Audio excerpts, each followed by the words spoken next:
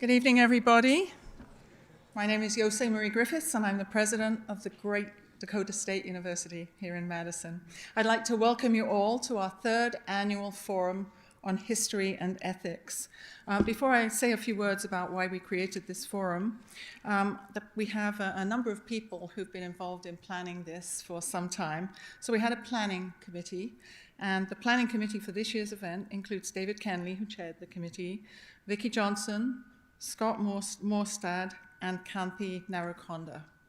But in addition, there's an army of people who provide a great deal of support to making this happen. So we'd also like to thank Gail Cole, Donna Forbush, Bryn Hart, Jenna Martin, Miranda Morris, Tyler Steele, and Jane Utucht. And if you could give a round of applause, please, for people.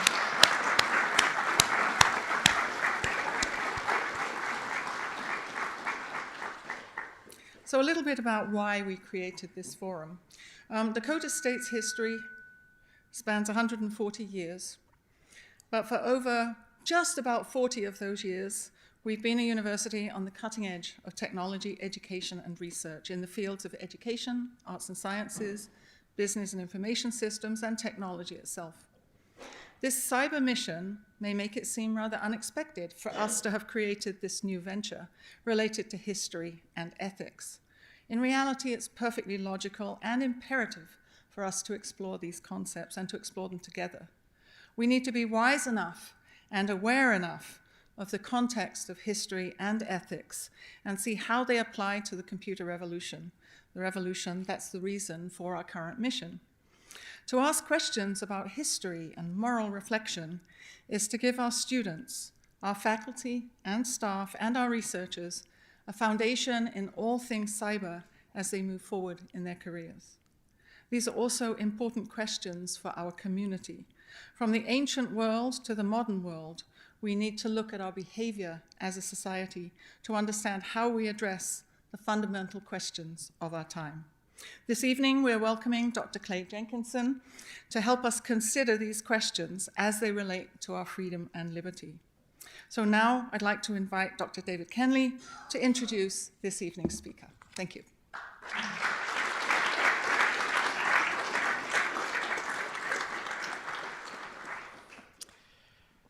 It's my privilege to introduce Clay Jenkinson as the 2023 History and Ethics Lecturer.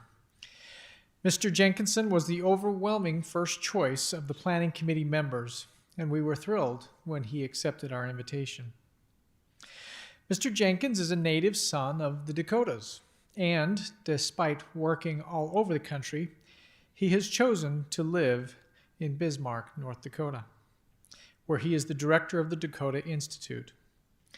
As he and I drove from Sioux Falls Airport to Madison yesterday, I listened as he waxed poetic about the beauty of the South Dakota Plains. We are fortunate to call him one of our own.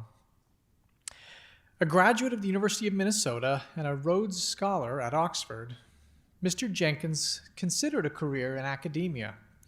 However, he realized that he wanted to be a public intellectual, sharing his expertise with audiences from all segments of society. To accomplish this goal, he has produced 4 documentary films, authored 10 books, and served as an expert consultant to numerous research institutes and public history ventures. Most recently, Mr. Jenkins was featured in Ken Burns's 2023 documentary, The American Buffalo. Mr. Jenkins is a recognized expert in many different areas, though he is perhaps best known for his work on Thomas Jefferson. The author of Becoming Jefferson's People, Mr. Jenkins also portrays Jefferson on his nationally syndicated radio show, The Thomas Jefferson Hour. He has presented his work at venues as diverse as Chautauqua festivals, the White House, and even the Colbert Report.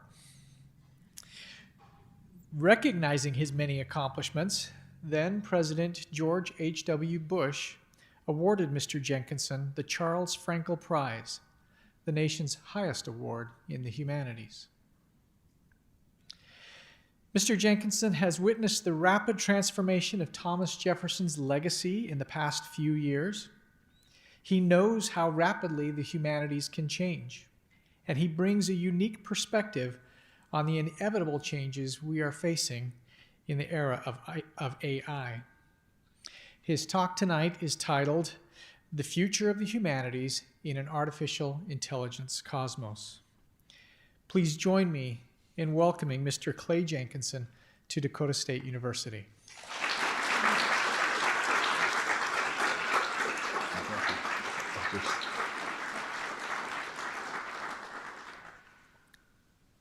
Thank you so much. I'm just so honored and glad to be here. I'm from North Dakota, and when I'm introduced around the country and someone says he's from North Dakota, there's usually laughter. But since this is South Dakota, what do you have to laugh about, really, you know? North Dakota is the last and least visited state. Think of that.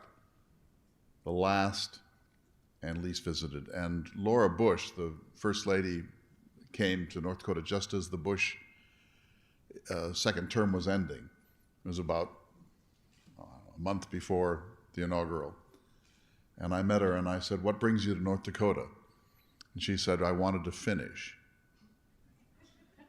Meaning she had been to 49 other states and did not want to leave the presidency without also visiting the last and least visited state. And we look down on you, of course, because we're north of you. But we mostly look up at you in North Dakota. You have the Black Hills, of course, and Mount Rushmore.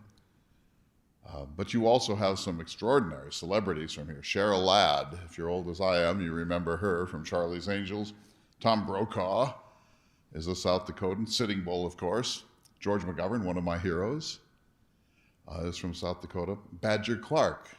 How many of you know who that was? He was the poet laureate of South Dakota. Lived out in Custer State Park. You know, if your name is Badger, that's going to limit your career options, isn't it? You know, you're not going to be the president of a university or the president of the country. You're going to be in rodeo, or you're going to be a cowboy poet. And he was a great cowboy poet. I got to stay in his cabin out at Hot Springs, South Dakota last summer, and it was really delightful, except that it had no electricity and no running water and no toilet, no connectivity, but man, did I feel poetic. A number of years ago, North Dakota thought, well, if we changed our name, maybe we wouldn't be the last and least visited state. You know, North kind of has a sense of the Arctic and so on. So there was kind of a statewide contest, and there were many names. We thought Dakota, but we knew you wouldn't allow that, right? But my favorite of all of the 50 or 60 proposed new names, my favorite was Baja, Manitoba, which kind of has a resort feel, don't you think? And I'm sure if we had just done this, we would be one of the most visited states. So I've been looking forward to coming here. I actually love South Dakota. There are things about South Dakota that North Dakota doesn't have, and not just, you know, the Black Hills and so on, but the landscape here. And I know that you probably will groan when I say this, but coming into Madison yesterday, the smell of agriculture. I love the smell of agriculture. I truly do. And I'll come back to talk a little bit about that. So I should say as I start, it's not clear that I have anything useful to say to you, because I'm a humanities scholar, and I'm sort of an old school humanities scholar.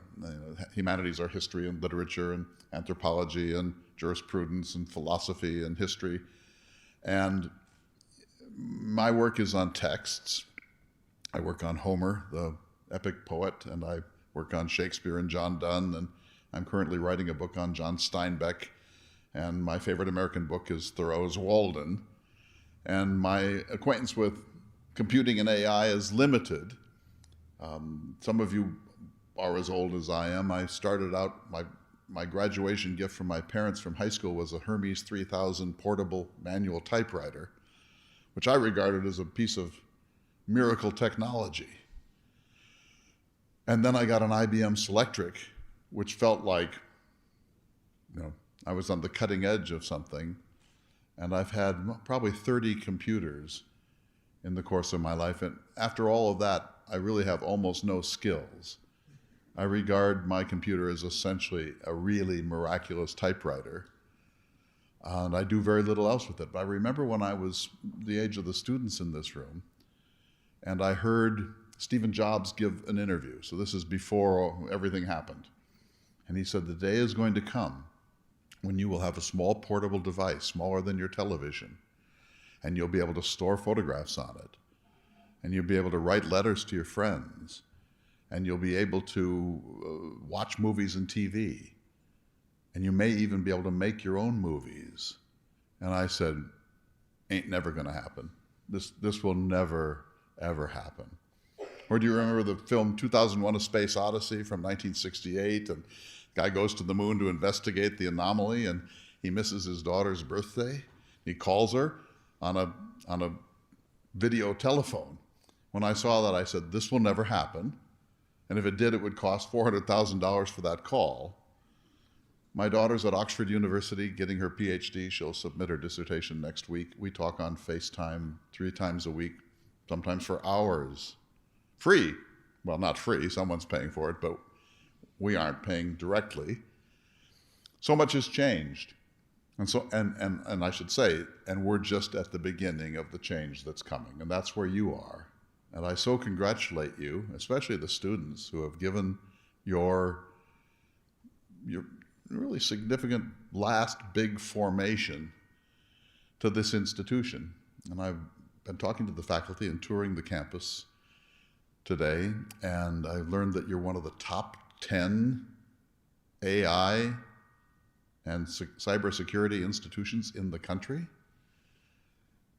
That's actually amazing. I mean, that could only happen thanks to the connectivity that began in the 1980s and has given you not just a survival tactic, but an enormous niche of national, even global importance. And to think that a young person from Watertown or Phillip, or Winona can come here and get a world-class education with a small town feel.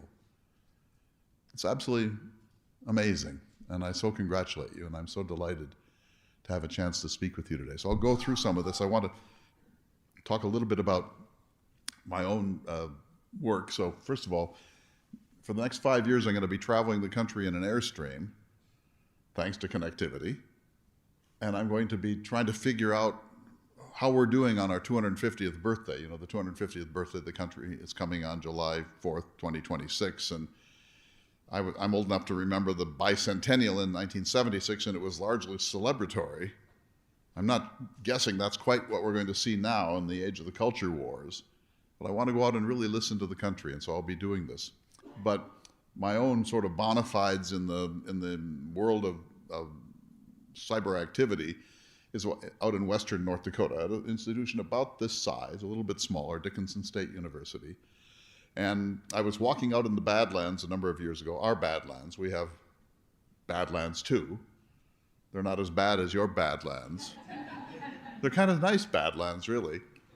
And I thought, there was no presidential library for Theodore Roosevelt. So Theodore Roosevelt was the 26th president. He spent some time in North Dakota. He spent off and on about 4 years in North Dakota when he was a young man. And he later said in Fargo in 1910, I would never have been the president of the United States had it not been for the time I spent in North Dakota. All North Dakotans are required to memorize that at birth. So that's really all we have, you know. And so I was out in the Badlands hiking, and I thought, well, why isn't there a presidential library for Theodore Roosevelt? We should do one. But then I thought, well, no one's going to give us the papers. The papers are at Harvard, and the papers are at the Library of Congress, and the papers are at Massachusetts Historical. They're not going to give us his papers. But I had just read Tom Friedman's The World is Flat. I thought, well, what if we digitized all of Roosevelt? So I put this to an equally visionary president, and he said, okay. And we're doing it. And so now we are the world's leading site for Theodore Roosevelt documents. Think of that.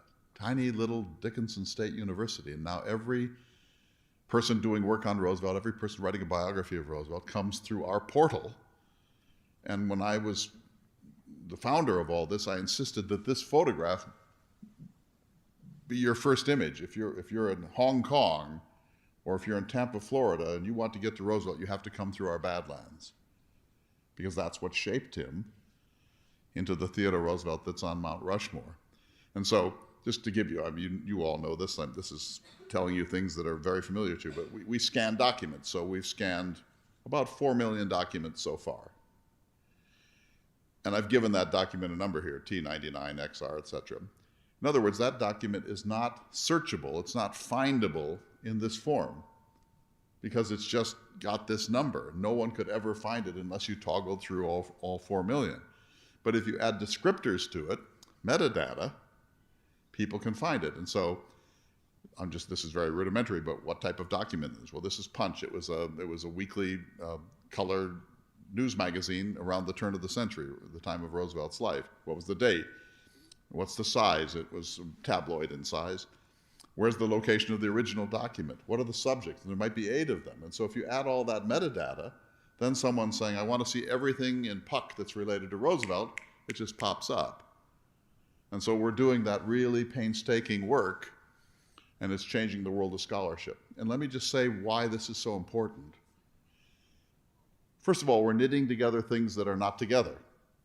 So my best example is that he was a close friend of Henry Cabot Lodge, but Lodge's letters are at Massachusetts Historical Society and Roosevelt's are in the Library of Congress. And so if you want to know about their correspondence, you have to go to both institutions. This is very expensive, by the way, but by the time you get to Massachusetts Historical Society, you're not sure you remember what was at the Library of Congress and vice versa. We've now knitted them together, and so you can see them in sequence the way they deserve to be organized. Think of this. This changes everything. But there's even a bigger revolution. I'm just guessing, President Griffiths, that your research budget is not huge here for people traveling for projects like this. And so let's say there's an assistant professor of history, a woman who has a child. She probably doesn't have the time to go to Washington, D.C. to spend a month at the Library of Congress. And if she did, the cost would be ruinous. But now, thanks to this, she can get access to everything that matters in her home on a Saturday night in her bathrobe if she wants. And so this is going to revolutionize scholarship, because people who otherwise weren't privileged enough to be able to do this kind of work are suddenly going to be able to do it because it's available to everybody. This is going to empower enormous changes in the way that scholarship works. And it's so important, because it's so important to make sure that people who don't have Harvard's endowment can also get access to these documents. And this is, of course, just Roosevelt. It's being done for almost everything. And this is the room I designed. This is an imitation of Roosevelt's library at Sagamore Hill. And so we were refurbishing a building the way you are doing to your old Maine. And I said we should do this thing. As you can imagine, it was very controversial because expensive. And I had to fight for every stick of furniture and the carpet and the books and the shelves. But if you go to the internet and look up his library at Sagamore Hill on Long Island, this is as close as you can get to a recreation of that. And when people come into it, they just look around and say, wow, I feel the presence of Theodore Roosevelt. And think of what a difference that will make. So, and then I did an exhibit this last year on Roosevelt and Edward S. Curtis, the photographer, and so on. All right. So that's sort of my only real capacity in the world that you all live in every day. I want to talk just a little bit about ChatGPT and the future of higher education, because it's fascinating and troubling and fascinating. So here's their logo. So I did a few things just to prepare for this lecture. You won't be able to read this, of course, but I asked it, why did Hamlet delay? Which is one of the big questions in the humanities. Shakespeare's greatest play, Hamlet. Hamlet's supposed to get revenge on his uncle and stepfather. He doesn't. The whole play is Hamlet trying to figure out whether to act or not to act. And so the key, if you're a Shakespeare scholar or a student of Shakespeare, the question you have to ask is, why does Hamlet delay? And that's not a simple question. That's not like saying how much wheat is produced in Wyoming. This is a serious humanities question. So I asked it, and it gave me this. And I read it, and it's not at all bad. If you turn that in an English department, I won't say here, but at my alma mater, the University of Minnesota, this would get a B at least. And I didn't do anything except ask a little question and sit back, and this happened in about 45 seconds. If I'd said write 5,000 words, it would have done that. But my point is, it's not at all bad. In fact, it's a terrific little preliminary essay on this subject. So that worries me a little, because why read Hamlet if you can answer the question this simply? Or how about this? Again, you can't read these. I just wanted to show you the length. The question was, did Shakespeare believe in ghosts? ChatGPT did a really nice job of answering that question. My own field is John Donne's sermons. Write an essay about John Donne's sermons. That's a little more obscure. It did a good job. Then I asked it, just for you, write a poem about Madison. Write us a poem about Madison. And this is really pretty good poetry. In the heart of South Dakota's embrace lies a town of greatness with steadfast grace, Madison, an epitome of charm and delight, a jewel in the prairie shining so bright. Not bad. I mean, it's not going to win the Pulitzer Prize, but it wrote this in about 30 seconds. So then I thought, okay, well, how hard is that? I said, write a haiku about Madison. And here it is. Prairie winds whisper, Madison's charm delights all hearts, nature embrace thrives. As haiku go, not great, but it knew how to write haiku. Then I thought, okay, in 250 words or less, because we were talking about quantum mechanics last night, explain quantum physics. And it gets a little less good on something this complex. But you know what? It's a start. And then finally, I won't go in endlessly here, but I said, write 3 haiku on Wall Drug. One of the South Dakota's greatest things, depending on your perspective. And here they are, roadside oasis, Wall Drug, welcome respite, South Dakota's gem. I said 1 positive, and then I said 1 negative. Billboards galore, Wall Drug beckons tourists in, overhyped and more. I'll let you decide which of these you... And then I said, well, the jackalope has to matter, right? It's Wall Drug. Graceful mythic beast, elegant antlers on hair, jackalope, rare treat. That's beautiful. You have to admit, that's stunning poetry. And then here's a whole poem on the jackalope, you see. Yeah. All right. But you see the point. So here's my question. I'm not here to tell you how to think or to really challenge what you're doing, but I do think my duty is to raise a couple of questions. If you can write that essay on Hamlet without reading Hamlet, you know some students will. Of course. We've all been there. It's pretty good, but it doesn't show any engagement with one of the world's supreme pieces of art. It's going to be so sophisticated that it'll be almost impossible to detect. And so it might be possible to go through Dakota State, or for that matter, Cornell, without reading any of the great pieces of literature, the great works of philosophy, understanding the great works of art, or the great musical compositions. So in other words, it's possible to cheat your way through using this immense tool. When I was in college, we had Cliff's Notes. Do you remember those? They were yellow, and they were in the bookstore. And if you went in to buy them, you had to kind of sneak around, because if your professor caught you buying it, it was like buying Playboy, And so you're furtive while you go in to get your Cliff's Notes on Moby Dick. This can all be done privately. It's deeply sophisticated. It's inviting, especially when you're under pressure for other courses. And so what is this going to signify? When David and I were talking about this today, so let's say that I assign Hamlet to you, and one of you reads Hamlet and struggles with it because everyone does, and then you write an essay on why does Hamlet delay, and it's not really very good, and it's even not altogether grammatical, but you worked on it for a week. I give it a C-. And somebody else goes to ChatGPT and writes a pretty darn good essay on Hamlet without ever reading it. Who's better educated? Well, we know, of course, that the struggle of trying to make sense of Stravinsky, the struggle of trying to make sense of Van Gogh, the struggle of trying to make sense of King Lear is what education is about. But the tools invite a kind of intellectual laziness and corner cutting, and there isn't going to really be any way to stop it. And so the future is going to depend upon the student wanting to undergo that process. My daughter went to Columbia. They have the celebrated core curriculum, where they read the Iliad and Dante and so on. And I said to her, they have these small groups, 30 students or 20 students, sometimes 15, sitting around a mahogany seminar table. And I said, how many of your fellow students really read Dante?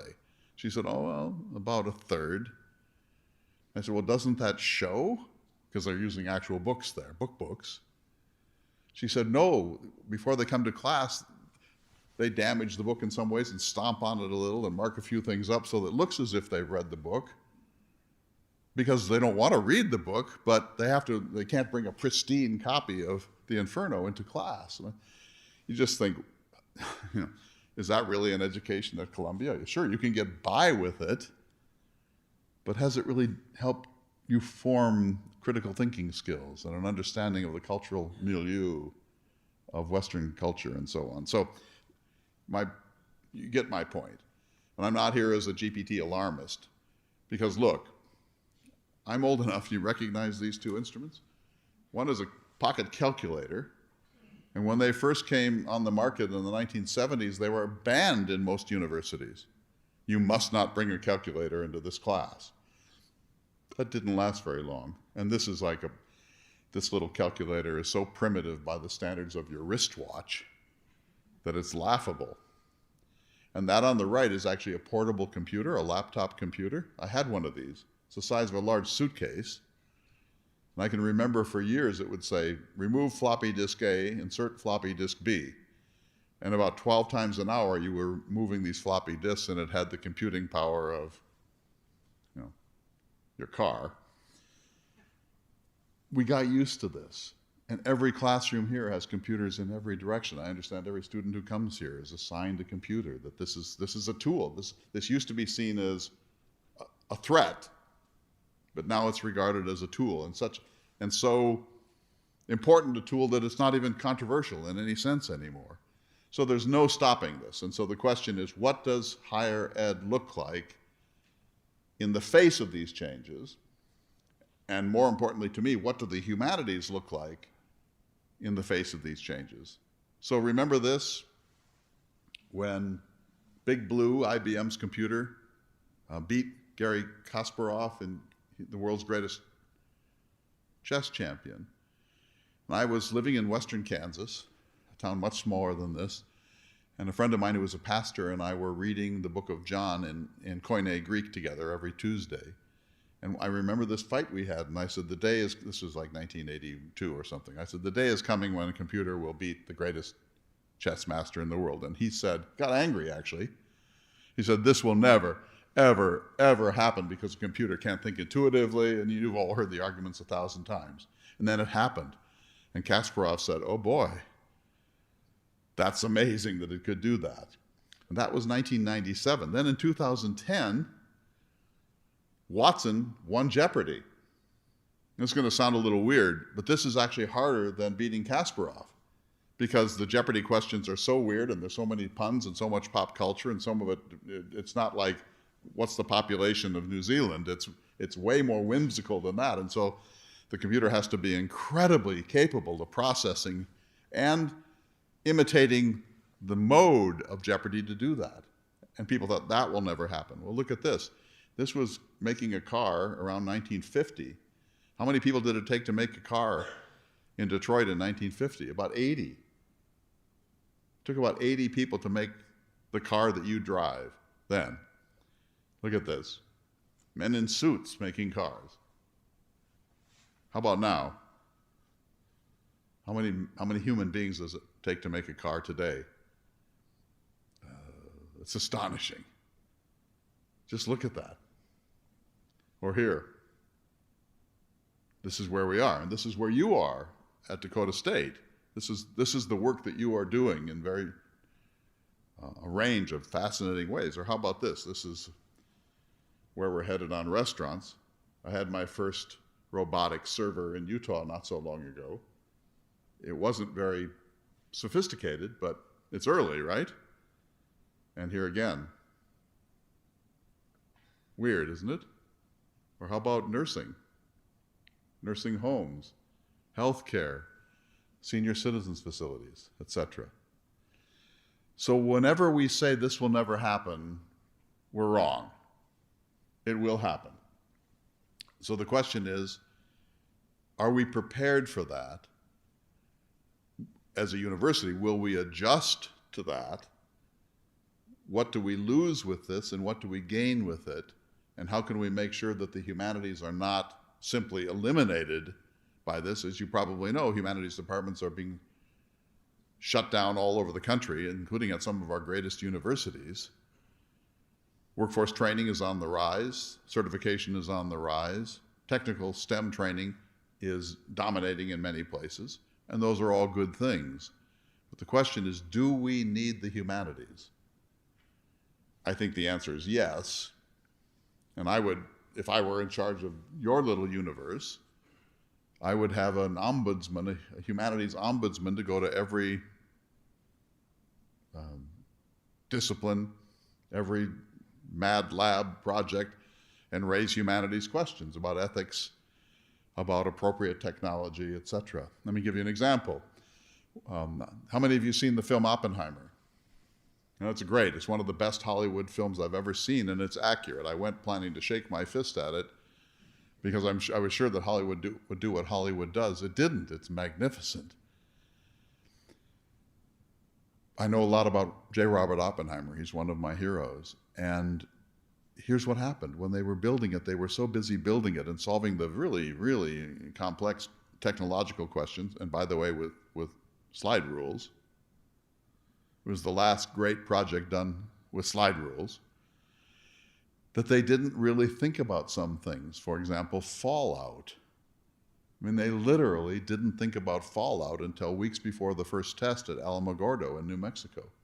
And only then, when they reckoned that the thing might work, did they create a little subgroup to, well, what is the radiation going to look like, and what will happen to it, and should we be concerned about that? They didn't think about this because they were too busy solving technical problems, which they needed to do. It was an emergency project to get there before Hitler. Turns out Hitler did not have a bomb, but still. And only afterwards did they begin to think, what have we wrought here? What have we produced? What are its implications for war? What are its implications for the global environment? What are its implications for geopolitical struggles? And Oppenheimer was the tragic victim of this. He didn't think about it either because he was so busy managing the egos of all the people at Los Alamos and trying to make the thing work. But when it went up, as you probably know, on the 16th of July, 1945, he said, I flashed to a passage from the Hindu sacred text, the Bhagavad Gita. He had learned Sanskrit just to read the Bhagavad Gita. That's the humanities. He's a physicist. At Berkeley, he took the time to learn Sanskrit because he wanted to read sacred Hindu texts. He also learned Italian to read Dante, French to read Baudelaire. He frequently quoted T.S. Eliot, and he named the test site Trinity after a sonnet by John Donne. So he was a deeply well-educated man, both in hard science and the humanities. And when the thing went up, he said, my mind flashed to the Hindu sacred text of the Bhagavad Gita when Vishnu is telling the prince that he must do his duty, and he creates his multi-armed form and says, I am become death, the shatterer of worlds. And it was at that moment when the profound ethical paradox of the thing came into Oppenheimer's soul, and he spent the rest of his life wrestling with this. What have we done? I have created a weapon of mass destruction. What does this mean for humanity? And are we equal to the moral dimension of the thing that technically we are able to do? And that would be the question I would leave with you. Are we here equal to the moral and humanities dimensions of the thing that we are doing with AI? How can we know? You know, every student here has to take courses in computing. Does every student have to take a course in appropriate ethics, appropriate technologies, the laws of unintended consequences? Man, do the laws of unintended consequences come back to bite us again and again and again. And so that's what the humanities do. The shorthand I use is that the humanities ask the questions we think about between midnight and 4 a.m., you know, when you can't sleep. The technical questions are daytime questions on the whole. But the humanities say, what does the world of AI mean? What will it look like? What will work look like? What will sex look like? What will relationship and friendships? What will communication look like? What things are we not yet thinking about that later we wish we had thought about? I'm not presuming the answer to any of these things, but these questions must be asked, and who's going to ask them? You want Socrates. You know, you want somebody who specializes in raising the annoying questions about what we're doing and what it signifies. And if we don't do that, if this is like other technological breakthroughs in human history, we will come back and say, I wish we had thought this through a little bit more completely, because the ethics of it are absolutely central to the human condition. This man is a friend of mine, Marzio Mian. He's in Milan, and I was talking to him about this last week. He's kind of a wild and crazy guy. While we're talking, he rolls his own cigarettes and so on. He's just terrific. He's just like the caricature of the great Italian intellectual. He's a reporter. He just won a prestigious European award for his journalism about the Arctic. And he said to me, sure, ChatGPT can produce a great essay, but what about voice? Now there's no voice. The voice is your own style. It's what you bring to it. It's your own take. It's the way you use language. It's the way you use the magic of language. Chat can, of course, create a good story about whether the Trojans beat the team from Mayville State, but there's no voice there, he says. The voice is the humanism of the thing. Are we going to eliminate that? And the answer appears to be probably. So today, I toured the Mad Lab, that is, such portions of it as permitted to someone like me. You know, I don't have any security clearance, and several people told me that I would have to be eliminated if I saw all of it. And so I saw the future of agriculture. So this is, I just want to show you a couple of pictures here. This is what homesteading looked like in South Dakota. That is a sod hut. That's a pretty good one, actually.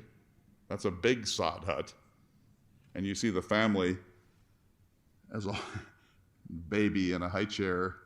The family has come out for a formal photograph. A photograph was not this, click, click, click. A photograph was a deliberate act, expensive, and not just anyone could do it. So here's a homestead. I love this one. 2 women having tea in front of their homestead shack. How'd you like to live there for 4 years? Maybe a furnace inside, maybe not. That was South Dakota. How many of you are South Dakotans? Your great-grandparents lived like this. How, I don't know. This is how they lived. And Jefferson, one of my heroes, said this about these people. Those who labor in the earth are the chosen people of God, if ever he had a chosen people. You think they feel like the chosen people of God? How about these people? They're just hanging on, but they did, and they had grit, and they had character, and they had discipline, and they had a dream, and they felt like they were the incredible beneficiaries of the Homestead Act. Of course, they were dispossessing the Dakota and the Lakota, but we won't go into that at the moment. And they were told by America's greatest agrarian philosopher that they were the chosen people of God. My grandparents had a dairy farm in Fergus Falls, Minnesota. They had 16 head. 16. They milked them twice a day for 40 years. My grandparents never left the farm for that period because they wouldn't trust anyone else to milk their cows. Every cow had a name like Petunia, or Ruby, or Whitey, or Blackie. There's a robotic dairy farm near here that does 1,500 head a day. They don't have names, I feel certain. They have numbers. Yes, they have numbers, just like the number on that document I showed you. And so what kind of a relationship do you have with number 237? My grandparents had relationships with their cattle, weird though that sounds. So here is your own Brent Van Artsen. So we're there today, and he's very graciously showing us around. He showed us this. This is a mock tractor or combine, and the question is, cybersecurity is one of the questions. How do we make sure our food supply is secure, which is extremely important, is going to be more important over time. So I congratulate you on the work you're doing. But I know people in North Dakota that have a new combine that costs $900,000. You got to have a lot of acreage to make that one work. And it not only combines, but it tells you what the yield is every tenth of an acre. It can drive itself, of course. It measures yield as it goes. It makes plans for next year. Maybe you don't plant so much seed here because that's marshy and it didn't pay off this year. It does all these wonderful things that are stupendous. My grandfather never had a tractor with a closed cab. So he would come in after combining wheat. He had a pull-type combine. He would be gritty and, just weary. Now, I've been in these cabs. They have entertainment systems. I'm surprised they don't have jacuzzis. Because all you do is go relax for the day while the thing farms. And so I said to Brent today, well, then let me show you another picture. So here they have this little mock farmy farm. And I said, and I meant it very respectfully, but I said, where's the agrarian in this? I get the agro-production. Of course, we get the agro-production. But where's the agrarian? And he said, well, it's farming, isn't it? And we didn't have time to really go into detail, so I don't mean to caricature his position. He's extraordinary. But it's the agrarian that made the character of South Dakota. Think of your grandparents and your great-grandparents. These amazing people, neighboring, helping each other out in the harvest. Somebody has a heart attack and 6 different neighbors come with their combines and do the field in a single day. My mother-in-law in western Kansas, when there was a death in the family, people would start to roll in. I don't know how they learned this, but they'd roll in, they'd be bringing these casseroles and hams and bread, and they had that aluminum pan, the one that the slide is, and she would say, you got to mark your name on it, because otherwise I'll never be able to get the pans back, because I have 40 of them now. That's what it was, character. Can we maintain the character of the thing that makes South Dakota unique when we have robotic agriculture? When it is literally the case that a farmer might never put his hands in the soil? How do we maintain that agrarian character that is so valuable? It's the reason I live in North Dakota. There's no other reason to live in North Dakota. You don't live there for the boutique restaurants and the independent theater. You live there because of the plains and the character of the people. Well, that character is eroding now because we're increasingly urban. We're increasingly deracinated from the soil. And we're increasingly building communities and making food through mediated experience when the combine is a robot of extraordinary capacity, but it doesn't really think about what food is, breaking bread together, communion, the harvest festival, and so on. Maybe we can maintain character in the face of that, but I think it is far from clear. So that was just one little encounter today. I wish I had 40 of them, because I would love to be raising these questions about all the things that you do, not to challenge you, but to understand myself, because I think you're the future, and I clearly am that guy with the Hermes 3000 typewriter. I want to show you a little bit about how I would do this if I were teaching here and teaching, say, history or literature. I do this, I flip the classroom. So here's an example. So if I'm teaching a course in frontier history, which I did a couple of years ago at a North Dakota institution, instead of saying, here's what you need to know about the frontier, I had images, and there'd be a class of 20, let's say, and I would show this image, and I would say to the students, what's going on here? And they would, of course, they hate that. You know, they look down, just say, just tell us what's going to be on the test, would you, Yeah. But then I would say, no, I'm not going to tell you. I'm not going to tell you. You have to ask questions. All I'll say is that this is the cabin of Red Cloud, the Ogallala leader. All right? So what are the questions you're going to ask? And for the first 10 minutes, it doesn't look good, because no one wants to start. But finally someone says, why is he living in a cabin? I thought they lived in teepees. Good question. Someone says, is that a picture of Jesus? I thought they had their own spiritual world. What, is he a Christian now? Another student says, why is there an American flag on the wall? What does that say? Someone says, who took the photograph? Good question. Is that a Army issue bed? That doesn't look like a Native American quilt or blanket. And there's a saint. If you see on the upper left, there's an icon of a saint. And so on. So after all that, I say, okay, you've asked some good questions. Go out and find out. So you asked about who took it. Go figure out who the photographer was and come back and tell us. And tell us what it took to have a camera there in this year. This would be in around 1900. Someone else, what kind of Christian groups were assigned or given the privilege of being missionaries on the Pine Ridge? And did they have gear? Did they have merchandise? Did they have, images of Christ that they would give to everybody, or just to the leaders? It's amazing, because once they realized I wasn't going to tell them, they had to find this out themselves. They went and they did it. And by the end of the class, they're kind of getting into it after 6 or 7 weeks, and they're thinking, this is going to help me in life, because now I know how to ask the right questions, and I know something about how to find the right answers. And so instead of my telling them, take this down, I empowered them to do it. Now, I'm not saying anything that your faculty doesn't already know, or you either, but it's amazing how this changes things, because I said to them, I can't tell you, if I tell you all this stuff, you'll forget it. Of course, we all do. But if I teach you how to find it, and then I'm your coach when you have questions and you're worried or you find the wrong site, then I'm helping you become a lifelong learner. And that's what we need. We don't need people who know who Red Cloud was necessarily, but we do need people in this age who know how to work their way through this matrix. And it works. It's harder on all of us, but it's true education.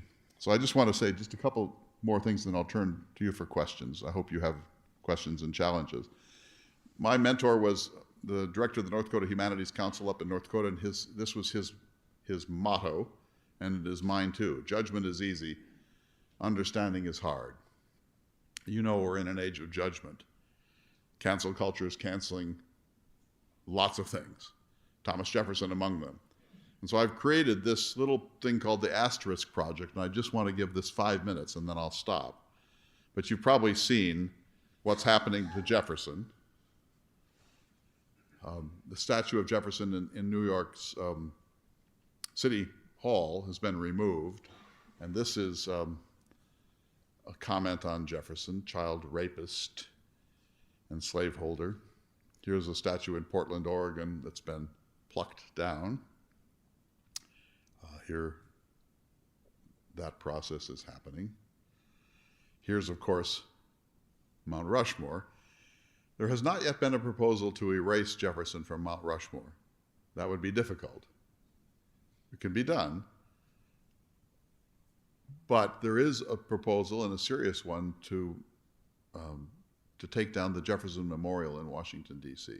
One of the nation's greatest historical memorials. There are serious attempts now to say this has to go because he was a slaveholder, etc.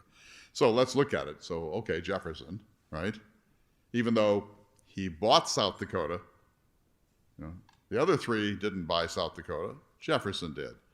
How about Washington? Slaveholder, etc. Lincoln, he's the hero, but in fact, Lincoln proposed a system of apartheid, really. He said that we should probably try to repatriate freed enslaved people in Africa or in a homeland in the Caribbean. Even Roosevelt, of course. Roosevelt was the only one of these four who was ever here. He did a lot of adventuring in South Dakota. Think of that. So how far does cancel culture go? If you really want to make the case against any of the four of these, you can. And that's some pretty dire stuff with respect to Jefferson. I won't say what Roosevelt said about Native Americans, but it's horrible. And so if I were on the Pine Ridge, still believing that the Black Hills were stolen, which they were, of course, I might be saying, why are we commemorating Theodore Roosevelt, who was an open racist with respect to Native Americans, in the Sacred Hills? I don't think this will happen. But that's kind of the mood of where the country, in some parts of it at least, have been moving. I go back to Hamlet. Hamlet said, use every man after his desert, after his just deserts. Who would escape whipping? In other words, what will they say of us 1,000 years from now? It won't be good. If each one of us in this room had the assignment I'm talking about, and you had to go figure out where your clothes were made, you'd probably have a hard time sleeping tonight. Because they weren't made in Buffalo, South Dakota, I can promise you that. And the conditions under which they were made would not pass muster with the EPA or OSHA. Jefferson said this, which I think is really right. Every human being must be viewed according to what it is good for not one of us, no, not one is perfect, and were we to love none who had imperfection, this world would be a desert for our love. I love that. I think that's right. Let me go on this one. So I just want to look at one thing here. The garden terrace at Monticello. How many of you have been to Monticello? Amazing place. One of my favorite places. All right, so here it is. This is this fabulous garden. It's 1,000 feet long. That's 3 football fields. It's 80 wide. It's one of the most beautiful places in America. And it's magnificently tended now. They've restored it, and they grow heritage seeds, and they have harvest festivals. It's an amazing, amazing place. But guess what? That's a terrace. And how was that terrace made? Gangs of black laborers worked for several years, 12 hours a day, to move the earth to create that terrace. Think of that. And Jefferson is blandly, talking about their efficiency and how long it's going to take. If you went to Monticello today or a neighboring mountain and said to a construction company, I want you to build a 1,000-foot terrace on the side of this mountain, what do you think it would cost? Using bulldozers. Maybe $1 million probably. And Jefferson just says, I think I'll have my enslaved people just do that. And they did it, and it's magnificent. And when I've been going to Monticello for most of my adult life, I've always just fallen in love with this. But then you think, well, wait a minute. Shouldn't we always also have to remember how this came about? He didn't just snap his fingers. He actually had gangs of human laborers working with extremely low amenities, back-breaking labor to produce this. And look at how beautiful it is. Here's something he says about efficiency. I won't go into it. But this is a later photograph. There were no photographs of Jefferson's Monticello, but this is what it sort of looks like. This is cotton. Or just take this, the Jefferson Memorial in Washington. There it is, magnificent. But look at this. This is one of the famous things, and you see what it says. This is about slavery, so go down about halfway. Nothing is more certainly written in the book of fate than that these people are to be free. So that sounds like Jefferson was an abolitionist, doesn't it? but it's taken out of context. This is what he said. Nothing is more certainly written in the book of fate than that these people are to be free, nor is it less certain that the two races equally free cannot live in the same government. They didn't add that, did they? When you see the whole quotation, you probably feel less good about it. And so they've made Jefferson seem like a greater lover of freedom than in fact he was. I'm not saying we should raise this. I think it's magnificent. But maybe we need to have a little signage next to it saying it's a little more complicated than that, right? That's what I mean by Asterisk Project. Everything that Jefferson did. He wrote the Declaration of Independence. He had enslaved people with him in Philadelphia, handling his every need. At the White House, he entertained guests 3 times a week, 10 to 12 people, magnificent food, French food, and the greatest wines in the world. All that work was being done by enslaved people. The White House was built by enslaved people. The guests' coats were taken by enslaved people. Their horses were taken care of. Their human wastes were removed by enslaved people. So in other words, I think that we shouldn't cancel. In some cases, we should cancel. But we should be very careful about that. But we should make sure we're not blind to the complexity of these stories, that they're more complex than we used to think. And I don't think we can do racial justice in the 21st century unless we face some of those things. So that's a question of ethics. How should historians, how should humanities scholars, how should people working in AI, how should they look at our history as we approach the 250th birthday? And I think it's incumbent upon us, now that we have access to almost everything, to have a more complicated, a more nuanced, a more problematic story about ourselves. That doesn't mean we have to apologize. It doesn't mean we have to tear things down, but it means we have to have additional information that troubles us, and that being troubled is essential. And I think being troubled by the implications of AI is essential. So it's important, I think, that the humanities stay central. And I fear, and I don't speak of DSU, but I fear that in our institutions, with the kind of, when I walked around campus today, I just thought, damn, I should have done STEM. Why am I reading Hamlet, for goodness sakes, you know? Who cares? I mean, what good is Hamlet, really? Because it's so magnificent what you're doing. It's so glittering. The monitors are so great. The graphics are so great. Your MAD building is one of the most pristine, gleaming buildings I've ever been in. You should see my office, you know? It looks like a small nuclear weapon went off in it. And I just fell in love with what you're doing. And as you do, you should be in love with what you're doing. It's cutting edge. It's the future. You're right on the edge of everything that's going to happen in the next 50 years and beyond. And you're one of the pioneers. Congratulations. But that doesn't mean you shouldn't be asking some really, really hard questions about it too. I'll just close with this and then see what's on your mind. When I moved back to Bismarck 20 years ago, I bought my first widescreen television. You know, it cost about $7,000. You know, now it's $240.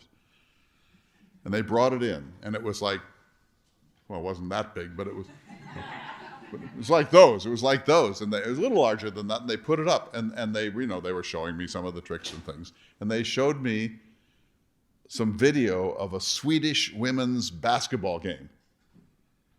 I had never thought of Swedish women's basketball till that moment.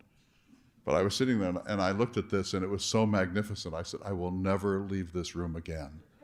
I just want to sit here for the rest of my life and watch pretty things on this screen. And that's one of the problems, is that it's so attractive. And King Lear is not attractive. Dante's Inferno is not attractive. Reading Moby Dick is not fun, not the first time. And so we're going to be so addicted to the bells and whistles and the pretty pictures and the amazing things that this can do, that we're in danger of forgetting that there has to be a foundation basis in what it is to be human and what are the implications of that with all of our technologies. And to keep in mind that again and again and again and again in human history, we have been bitten by the law of unintended consequences.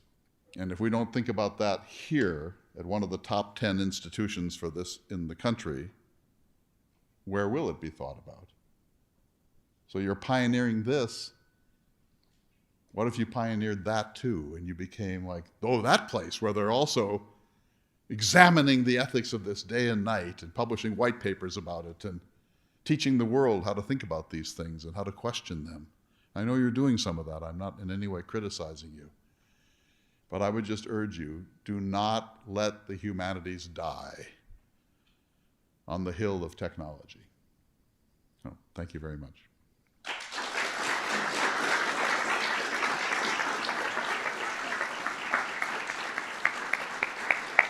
Are you okay fielding your own Sure, of questions, course, or of you want course. me to? So we have a little time. I'll take questions or challenges or anything. Who would like to ask a question or make a statement? Please don't be shy. I'm from North Dakota. Yes? Well, this begs the question of what I'm going into. So right now I'm a teacher's aide in Bedford Right? at my elementary school. And you can see how curriculums and teaching are going in the direction of smart boards, laptops, all these computer programs, because the kids really have fun with math when it's a game on a computer. Stories when the stories are read to you by the computer. Right. But, so am I wasting my time? No. Because I am literally with a student every day, kindergarten, trying to teach them the basis of being kind, being safe, loving your neighbor. So human values in addition to the curriculum. Yeah, so seeing the future, how these kids will be engaged in so much technology, will there be a need? Are they gonna need humanity, Are they gonna need skills to cooperate with their coworkers? Yeah, the answer to your question is obvious. They're going to need those human skills, and they're getting them from their families. They're getting them from their teachers. They're getting them from their churches. It's not as if there's a total vacuum in this area, and the best teachers are doing, I'm sure, what you're doing. I don't think you're wasting your time at all, but I think it's worth asking questions about this. And I think that on the whole, computing has been a pedagogical miracle. Let me give you an example. Are there any art historians in the room? When I was going to college, you would take an art history class, and the professor would order a packet. Does any of you remember this? A gray packet, and they would have like 12 images of Van Gogh and Picasso and Rembrandt and so on. And they were low res, badly printed. That's it. That was what you had. Well, today, when I'm reading a book, I'll take, for example, I'm reading a book by William Manchester called A World Lit Only by Fire. It's about the Reformation and the Renaissance. He mentions a piece of art every third page. Today I go right to my computer, I see that piece of art. When I was going to college, no way. I mean, you'd have to go to the library and spend 4 or 5 hours and maybe find that piece of art, and probably not. Today, you can lose a lot of time doing what I do because you get tripped up all the time. I'm constantly looking. I have 3 computers going and an iPad and my phone, and I'm looking up everything. If there's a piece of music, they say, oh, this was something that Bach did that affected this German principate. I listened to the music. We have this incredible embarrassment of riches now. We're connected in a way we've never been connected before. It's a miracle. We love it. We would never go back. And it's only going to get better. But we can't let it substitute for teaching humane values. We can't let it substitute for critical thinking skills. We can't let it substitute for wrestling with texts. All the great pieces of art in the world are hard because that's what art is. It pushes boundaries. It tests us. It makes us uncomfortable. It makes us rethink things we thought we knew. That's what the humanities can do for us. And so we shouldn't abandon that. It's in some ways a zero-sum game because you only have X amount of time, and the gadgets are just so great you can't say no to them. But we have to find time to humanize the machine. And I think that's going to be the challenge of the 21st century. And I think you're doing some of that here, and I congratulate you. But I don't think enough is being done in most places. I think that we're just kind of in love with the stuff as it comes online for us, and we just surrender to it. And, you know, during the pandemic, it was kind of disappointing because everyone I knew was binge watching something. You know, 18 episodes of Yellowstone and 23 episodes of NCIS and the entire run of Law and Order. And I mean, no one was saying, I took advantage of this to read Moby Dick. You know, they were just like binge watching something. And of course, we love it. I mean, I do it too. My daughter is constantly saying, Dad, you need to watch, and something I've never heard of on some subscription channel I'm never going to buy. And she says, this is the best thing I've ever seen. And I think, well, is there any room for Romeo and Juliet in here? You know, is there any room for Pride and Prejudice? Those things take time and they're hard. And when you watch something, although you can be engaged with it, it's essentially a passive thing to do. So I think I congratulate you. Sounds like you're a great teacher. Is there another thought or question? Yes. I'm Do you think the benefits of AI in your field of using tools outweighs the risk of devaluing humanities? Yes, I do think that the benefits outweigh the liabilities. For example, I'm writing a book now on John Steinbeck. When I was your age, I was a procrastinator, of course, and I would wait until Saturday afternoon to start my essay on why Hamlet delays. And then Sunday night, actually Monday morning at about 4, I'd finish it. And then I had to type it. You know, then I had to type it. Cut and paste is the greatest thing that ever happened to scholarship. Man, is cut and paste good. And reformatting and auto footnoting and auto bibliography, and I mean, unbelievable. Spell check, grammar check. Are you kidding? You know, I don't ever want to admit this because I'm an author, but anyone can write a book now because the tools are just so amazing. You just go gather a bunch of stuff and format it. No, the tools are incredible. The benefits greatly outweigh the liabilities. And it's going to change agriculture, of course. Just think of that. I'm a North Dakotan. I love agriculture, and I'm not very fond of the fully robotic farms. I like something of the farmy farm in there somewhere. But man, the yields are going to skyrocket. I don't know how you feel about GMOs and, you know, seed chipping. I have some doubts about that, but man, does it work. You know, they're growing corn in the Badlands of North Dakota. The corn frontier has moved 350 miles in my lifetime. The soybean frontier, the yields, I mean, it's stupendous. It's amazing. Nobody can really doubt that there's efficacy and greatness here. The question is there a cost? Is there a cost? And if so, how do we examine that cost? How do we measure that cost? And so a lot of really bad scholarship and a lot of bad books are being published because they're so easy now. Everyone's a publisher now, as you know. I mean, everyone's publishing on TikTok and FaceTime and X and so on, and it's kind of damaged our politics a fair amount, publishing in the most limited sense of the term. But when I was a young man, if someone wanted to say that the Holocaust never happened, they would have to do it on a mimeograph machine and then hand them out on corners. Today you can write that and format it, and it looks like somebody who really knew what they were doing did it. So it's breathtakingly good on the whole, but not without a downside. And that's the question. And then how to measure the amount of the downside and then how to deal with it, and whether the humanities are the right answer to that. But if you take ethics out of the equation, I think we will find ourselves in some very serious trouble, environmentally, sociologically, and pedagogically. So no, I'm a net lover of all this. And I'm so primitive, you know, my computer is full. And that's all I know, is my computer is full. And so, you know, I don't have the skill sets to, maybe someone can help me. I don't have the skill sets to do the things that you all just do in your sleep. And I'll hand my phone to my daughter and say, would you take a look at this? And she, you know, for 7 minutes she does a whole bunch of things, and then I could never use it again. There was a question back there, yes.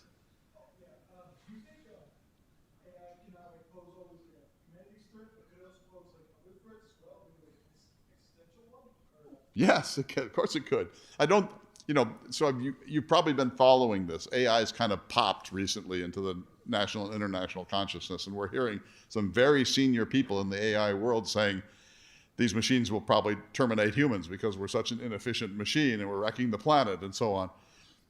I think a little of that goes a long way, frankly, but I do think there are questions here. And, I know you specialize in part in cybersecurity. It's only a matter of time, it seems to me, that major American grids go down in a way that's incredibly destabilizing. You remember the pandemic when we first began to shelter and there was the great toilet paper scare? I had a friend who drove 300 miles to find toilet paper, and there was panic in the air. Imagine if the grocery stores went empty for a week. I mean, those people in those primitive farm photographs would be just fine. But we would be absolutely without resources if this happened. That's why I moved back to North Dakota, in part. When the great crash comes, somebody will feed me, I've got friends who will feed me. But if you're living in Reno, good luck when that happens, right? And so I think there are cybersecurity threats that probably President Griffiths knows about, and if I knew about, I wouldn't sleep tonight. And I congratulate you on addressing them, including testifying before Congress. How many college presidents get to testify, as you will be doing next week, before the Congress of the United States, before the Senate? That's how good your institution is. So I'm sure I don't know enough to know, but I do intuit that there's a lot more there than the average citizen knows, and we should be more alarmed than we think. And so, yes, our food supply, our water supply, our power supply, air traffic control, you name it. I think we're in for a long 21st century. And whether we can keep ahead of the evildoers, unclear. They're immensely clever. I'm not sure we can. But if we don't try, we're in deep trouble. So that's going to be a really different thing. That's going to really change the whole equation. And I feel, so I'm in my 60s now. I've had a great life. I'm not whining. But I feel that we are in for a much, much, much more unstable period than what we've had until now. That this is going to be a tough 20th century. And we are going to see serious disruptions and dislocations, and it's going to really bite. And I'm not one of those people who's got a year's worth of food stored in my basement, but it wouldn't be so stupid to do it either. I think we're in for a lot of difficulty. I'm just saying that as someone who's looking from the outside, and so as usual, I have no idea what I'm talking about. Take one or two more questions, then we'll go. Yes? How many times do you have to read Moby Dick before you like it? Well, some people like it the first time. Have you tried it? All right, I want you to do it this weekend. Oh, start this weekend. You could do it. You could all do it. What if you did it? And then you all reported back and you became the famous town in South Dakota where everyone knew Moby Dick. And the whole world was like, I don't know what they're doing out there, but it's something, man. I mean, that would be fantastic if you would do that. And I urge you to do it. I'd say you have to read it twice. The first time you think, who would read this? Because he talks about cetology and all sorts of whaling stuff that's not part of the plot. It's long. I use this term carefully. He's kind of a pretentious prose stylist at times. It's more symbolic maybe than our current tastes like, but it's one of the great things ever written in this country. And I would say, it's going to sound awful, but you probably can't really understand America unless you understand X, and I'd put Moby Dick in the top 10 volumes. So I urge you to read it. And I'll just tell you this quick story, and then we'll close. We can talk informally if you like, and I really appreciate you being so respectful. I was told to expect cyber tomatoes. I just so appreciate your decency and hanging in there and listening to a complete stranger talk about something that you know better. I so appreciate that. I've loved this evening. Thank you. But I'll just say this. I took a group to Greece 3 weeks ago for 10 days. I lead these cultural tours. And this couple from Iowa was there, and they're really nice people. And on the fifth night, I was having dinner with this couple, Scott and Susan, and they're like in the business world. And Scott said to me, "You're like an English professor, right?" And I said, "Yes." And he said, "Why should I read James Joyce's Ulysses?" And I said, "Well, it's one of the greatest things ever written." He said, "Yeah, but why should I read it? Because it's just so horrible and long and difficult. It's just," and I said, "You're right. I mean, it's like one of the most difficult, it may be the most difficult novel in the English language, except for his other novel, Finnegan's Wake." And he said, "Well, why would anyone read that then? I mean, come on. Why would you want to have pain to read what you're saying is a great novel?" So I said, "Look, Scott, I'll tell you this. If you decide to read it, I'll reread it with you."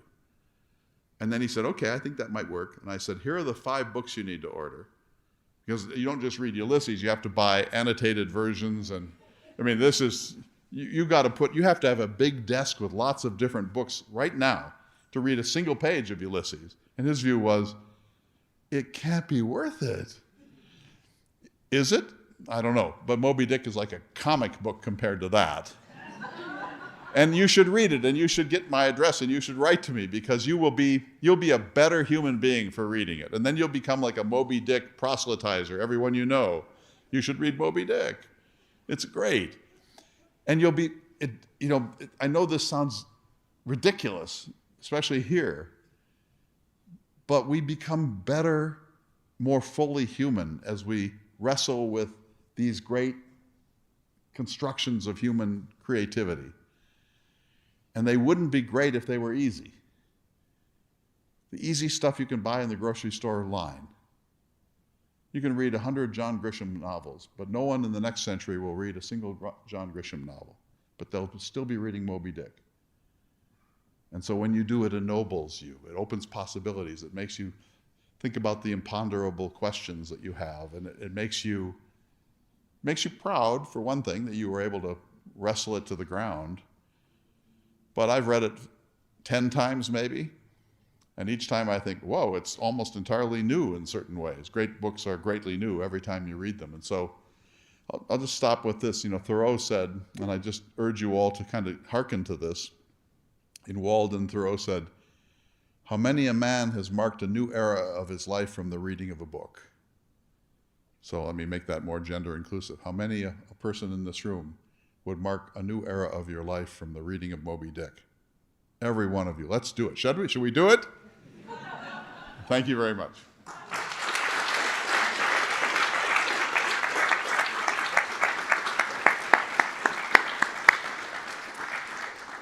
Thank you very much, Mr. Jenkinson. You have hit the nail on the head with what we were hoping in tonight's speech, and left all of us with some very provocative questions and a weekend's worth of homework. You still have to do your other homework for your other classes, but jump into Moby Dick. Thank you very much for joining us, and let's give Mr. Jenkinson one last round of applause.